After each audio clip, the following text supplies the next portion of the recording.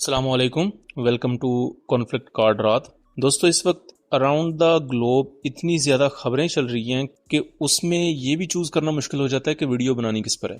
अब बहरहाल मैं थोड़ा सा आपको एक ओवरव्यू दे देता हूँ कि लबनान और इजराइल के दरमियान सीज़ फायर टूट चुका है। दोनों कंट्रीज़ ने एक दूसरे पर हमले भी शुरू कर दिए हैं और ईरान और यूएस के मामलात भी इस वक्त ज़्यादा लंबे चलेंगे। बैकडोर बातचीत चलेगी लेकिन मुंह से फायर दोनों साइडें करेंगी।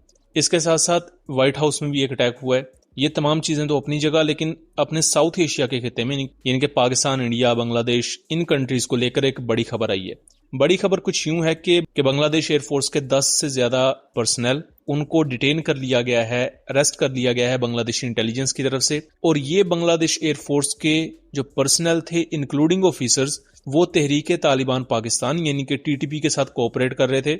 और 4 बांग्लादेशी ऑफिसर्स हैं या बांग्लादेश एयरफोर्स के पर्सनल हैं, वो तुर्की और दूसरे कंट्रीज के थ्रू यानी कि बांग्लादेश से वो दूसरे किसी मुल्क में भागे, वहां से वो अफगानिस्तान आ चुके हैं या पाकिस्तान की नॉर्थ वजीरिस्तान वाले एरियाज में, और अब वो टीटीपी को ज्वाइन करते हुए पाकिस्तान के खिलाफ लड़ेंगे।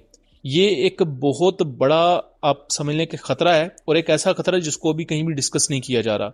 इससे पहले भी एक बहुत बड़ा इशू हो चुका है।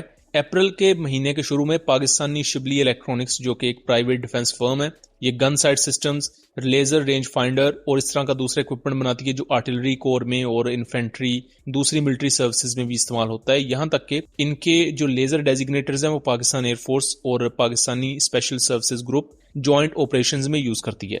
इनके 4 ऑफिशियल्स बांग्लादेश जाते हैं और बांग्लादेश के साथ कुछ डिफेंस डील्स को लेकर बातचीत चल रही है पाकिस्तान की।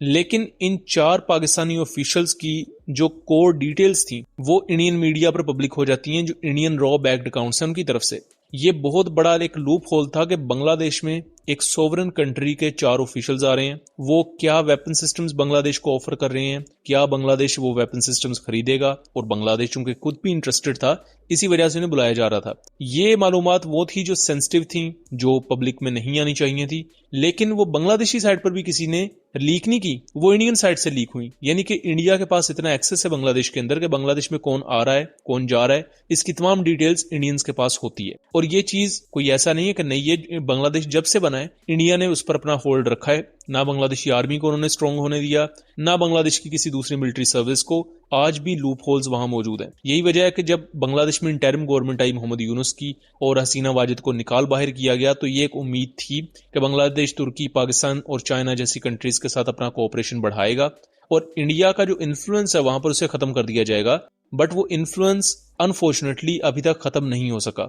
अब नई गवर्नमेंट आ चुकी है तारिकुर रहमान की, और तारिकुर रहमान के दौर में अनफॉर्चुनेटली क्या हुआ है कि Bangladeshi officials Indian national security adviser से मिल रहे हैं, इंडियन जनरल से मिल रहे हैं, इवन के बांग्लादेश मिलिट्री इंटेलिजेंस के जो चीफ हैं उन्होंने इंडिया का दौरा किया है, और कुछ सोर्सेज के मुताबिक उन्होंने पाकिस्तान का दौरा भी किया है। लेकिन कंसर्निंग चीज ये है कि बांग्लादेश की सिक्योरिटी हर लेवल पर कंप्रोमाइज हुई पड़ी है, और इस चीज को हमने रिसेंटली एक वीडियो में डिस्कस भी किया था एम रात चैनल पर, कि बांग्लादेश को अगर चाइना अपना J-10C देता है, पाकिस्तान JF-17 थंडर ब्लॉक 3 दे देता है, या पाकिस्तान अपने शॉर्ट रेंज मिसाइल्स की इन्वेंट्री में से कुछ मिसाइल्स बांग्लादेश को प्रोवाइड करता है, क्योंकि 2025 के सेकंड हाफ में खुद बांग्लादेशी ऑफिशियल्स ने कहा था कि वो इंटरेस्टेड हैं पाकिस्तान के शॉर्ट रेंज बैलिस्टिक मिसाइल्स में, और वो चाहते हैं कि इस कॉन्टेक्स्ट में पाकिस्तान के साथ डिफेंस डील्स भी की जाएं। बट पाकिस्तान ने इन तमाम चीजों को होल्ड पर क्यों रखा, वो अब समझ आ रहा है। चाइना ने भी अपनी बड़ी डिफेंस इक्विपमेंट को बांग्लादेश को अभी तक क्यों नहीं दिया, वो भी समझ में आ रहा है। अदरवाइज बांग्लादेश तो डेस्परेट अपनी एयरफोर्स को मॉडर्नाइज करने के लिए, अपनी नेवी को, अपनी आर्मी को मॉडर्नाइज करने के लिए, बिकॉज पहले उनका सिर्फ म्यांमार के साथ एक इशू था, अब उनके लिए 2 फ्रंट और खुल चुके हैं। इंडिया के साथ सिचुएशन डिटीरियोरेटिंग है, इसके साथ साथ वेस्ट बंगाल में चूंकि इलेक्शंस आ रहे हैं, तो इंडिया कोई ना कोई तो पंगा लेगा। ये चीज तो तय है, चाहे वो डायरेक्टली एक मिलिट्री कॉन्फ्लिक्ट हो या एक इनडायरेक्ट धमकियां चमकियां, बट इंडिया ये चीज करेगा। दूसरा, बांग्लादेश की जो नेवल साइड है वो इंडिया से घिरी हुई है कंप्लीटली। वो जो गल्फ ऑफ बंगाल है वो सारा आगे इंडिया है, इनिशियल उसकी बाउंड्री बांग्लादेश के साथ लगती है। वहां भी बांग्लादेश ने अपनी नेवल प्रेजेंस तो बढ़ानी है, लेकिन ऐसी सिचुएशन में है कि बांग्लादेश में जितनी भी सिक्योरिटी है, जितने भी इंटरनल मैटर्स हैं वो कंप्रोमाइज हो चुकी हैं। यहां तक कि बांग्लादेश एयरफोर्स के जो ऑफिशियल्स हैं वो टीटीपी के लिए काम कर रहे हैं, और यहीं से ही आपको पता लग जाएगा कि टीटीपी बांग्लादेश में किस तरह ऑपरेट हो रही है। टीटीपी को बांग्लादेश में कहीं ना कहीं से तो एड आ रही है ना, और बांग्लादेश में अगर टीटीपी को एड आ रही है तो इंडिया की मर्जी के बगैर ये काम हो ही नहीं सकता, क्योंकि बांग्लादेश में इंडिया का नेटवर्क बहुत ज्यादा स्ट्रांग है। इंडिया टीटीपी को कभी डायरेक्टली अपने मुल्क में नहीं रखेगा ताकि डायरेक्ट इल्जाम उन पर ना आए।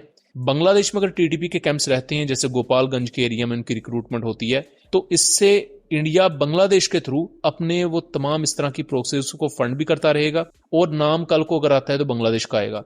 उससे भी ज्यादा खतरनाक चीज यह है कि बांग्लादेश एयरफोर्स के ऑफिशियल्स तक इस टीटीपी के नेटवर्क का हिस्सा बन चुके हैं। या तो वो पहले इंडिया के साथ लिंक्ड थे, या अब वो जाके टीटीपी के साथ मिले हैं, और अल्टीमेटली वो अफगानिस्तान के थ्रू पाकिस्तान में आएंगे और टीटीपी के साथ मिलकर पाकिस्तान के खिलाफ मुख्तलिफ ऑपरेशंस का पार्ट बनेंगे। अब ऐसी सिचुएशन में आपको समझ आ रहा होगा कि चाइना और पाकिस्तान अपना कोई स्ट्रेटेजिक इक्विपमेंट बांग्लादेश को क्यों नहीं बेच रहा। बांग्लादेश को लेट्स सपोज आप GF-17 थंडर ब्लॉक 3 बेच देते हैं या J-10C बेच देते हैं, फ्यूचर में कोई बांग्लादेशी पायलट या बांग्लादेशी ऑफिशियल उसे डिफेक्ट करके इंडिया ले जाता है, वो चीज चाइना और पाकिस्तान के लिए बहुत से इश्यूज क्रिएट कर सकती है। एक वॉर टेस्टेड बैटल मशीन जिसने इंडिया को बहुत नुकसान पहुंचाया है, उसकी अगर तमाम टेक्नोलॉजीज इंडिया के हाथ लगती हैं तो वो कल को ऑब्वियसली इजराइल और इंडिया के जो आगे इत्तेहादी हैं, एंटी पाकिस्तान एंटी चाइना, वो उनके हाथ लगेगी। और ये वो कुछ अहम चीजें हैं जिन्होंने इवन पाकिस्तान और बांग्लादेश के दरमियान भी बहुत तेजी से बढ़ते हुए ताल्लुकात को अब कहीं ना कहीं पॉज करना शुरू कर दिया है। इसके बारे में एक अच्छा पहलू यह है कि बांग्लादेशी इंटेलिजेंस ने इन तमाम लोगों को इंटरसेप्ट भी कर लिया है। इनमें से ज्यादातर पकड़े भी गए हैं, लेकिन कुछ मुल्क छोड़कर फरार हो चुके हैं। दूसरी तरफ इसकी नेगेटिव साइड ये है कि बांग्लादेश में इंडियन इन्फ्लुएंस इतना बढ़ चुका है, आज एंटी पाकिस्तान जो टेररिस्ट ऑर्गेनाइजेशंस हैं यानी टीटीपी, और हो सकता है कल को हम BLA की भी खबरें सुने कि वो भी जी बांग्लादेश पहुंची हुई है। तो ये सारी वो सिचुएशन है जिस पर पाकिस्तान को कड़ी नजर रखने की जरूरत है। अब ये खतरा सिर्फ आपकी वेस्टर्न साइड पर ही नहीं बल्कि ईस्टर्न और फिर आगे फार ईस्टर्न साइड पर भी एक्सटेंड हो चुका है। सो दोस्तों, ये था एक एनालिसिस। उम्मीद करता हूं चीजें क्लियर रही होंगी।